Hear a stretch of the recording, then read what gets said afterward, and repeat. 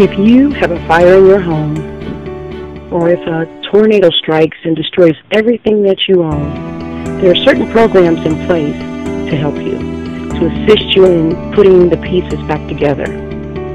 But if you are unfortunate and lose your job, or some other calamity happens, you get hurt on the job, and you can no longer make the kind of income that has been sustaining your family for the time before this happened, what happens to you?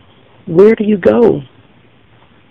Well, unfortunately, I happen to know quite a few of those people, and they end up in the extended stay hotels. There used to be a time when they had Section 8 and the projects and those type of places that were low income and that were plentiful, that you could go apply for assistance, fill out an application, you'd have somewhere to stay until you can get back on your feet. Now there's Section 8, and the vouchers are not as freely given as they used to be, and it's a lot harder to get that assistance.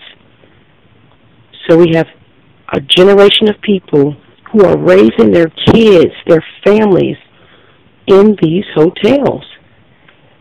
And these hotels are not something that you would go to on a regular for a vacation. Very basic, 1 to 2 beds, maybe a little refrigerator, sometimes a microwave, sometimes neither of the above, but this is where they live, and they're trapped. And a lot of times the income is just enough to stay in the room, so they're hungry. They don't have benefits, so if you're sick, you just stay sick. Sometimes your kids get to school, sometimes they don't. And I've taken it upon myself to start an organization with my husband called 1 John 3:18, where we see about this group of people that seems to have been forgotten.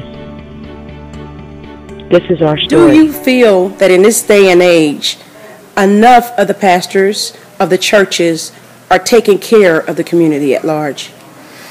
Do you feel that the church is fulfilling the shoes of truly being the shepherds of the community, of the people that support the church? Or is there room to grow? This is one man's opinion, but it's a good one. And we'll only hold your opinion. Right, you should stand on this side.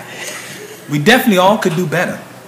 And there are those that are focused on things that Christ has never told us to be focused upon, and they're missing opportunities to show Jesus to the community. They're even missing opportunities to pastor people within the pews because we're focused on temporary things. And God has sent this message, the gospel message, for us to be permanently connected to Him forever. So pastors can do better? Yes, they can. Give up a day of golf, a day of bowling. Give up one day of something and say, I'm going to do something for somebody else and look for nothing in return except God confirming by a good feeling inside of me. Then that's what it's about. And then when you start doing this and you start feeling it, then you're gonna say, man, this is such a wonderful experience. I want other people to experience this. Begin to talk to friends and invite others to come out, and let's see what we can do to the community, because the community is not going to change until the church get out there and change it. It reminds me, if I have a quick moment, just a quick moment, of a story of a little boy wanted to go out and play, and his father gave him a task. He gave him a picture of the world, and he ripped it up and gave it to him and said, when you put that world together, come back and we're going to go play. And because the father was busy, the little boy went back, he was puzzling him and everything, and he remembered his mom had that same magazine, so he went and he looked, and he seen the world, and then he turned the page, and there was a picture on the other side, and he said, I know what that looks like, and he put it together and came back and gave his father the world within 10 minutes. And the father said, how did you do this so fast? And the little boy said, well, I really didn't know what the world looked like, but I remember Mom had this magazine, and I turned it over, and there was a picture of a man. So I knew what the man looked like. So when the man comes together, the world comes together. All right.